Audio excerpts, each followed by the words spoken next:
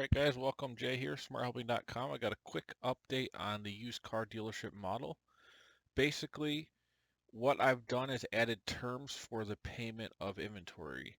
So before, the model is assuming that whatever cars you purchase or vehicles you purchase, you pay for them 100% with cash on the purchase month, whatever that might be. Now you can adjust for payment terms. So you can still, let's say if you did pay for everything up front, you could do 100% up front here, and that would work the same way as it did. But now you can say, well, what if you pay for, um, let's say a third up front, a third in a month, and then a third at some point in the future, or whenever the car sells, and you could time up that payable with your expected inventory, how long the cars stay in the lot for. All of this still works the same, but now mainly the reason why I added this, it allows you to get a more accurate cash flow projection, especially in the startup phases in the first 12 to 24 months, where, those first couple inventory purchases could be pretty big. And if you have payment terms available for that, so you don't have to pay for it all up front, that can significantly affect the minimum equity required for the um, financial model projection on cash required. You can see here minimum equity needed is 1.5. If we were to do 100% up front, that goes to 1.7, so a little bit different there, to about 200,000 more if you were to pay everything up front. And again, that's going to depend on the types of cars you're selling, what their cost is, and the amount you're purchasing over time. Okay, so this had a couple effects. One is on the balance sheet. We now have accounts payable. So this is the money you still owe.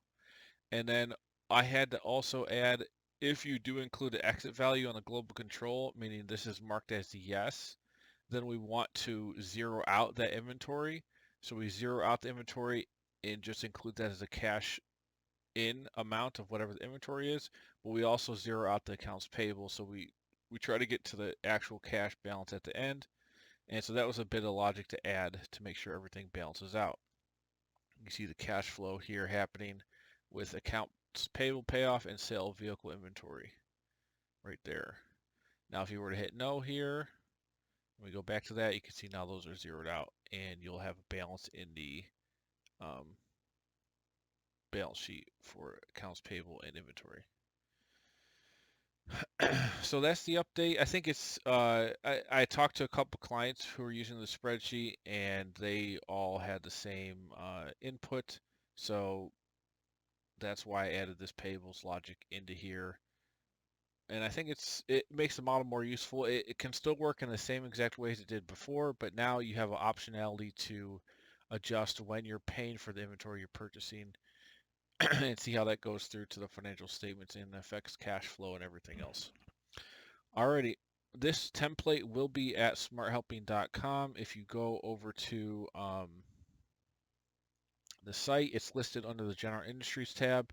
In the automotive section, you'll see it right here, third one down, used car dealership.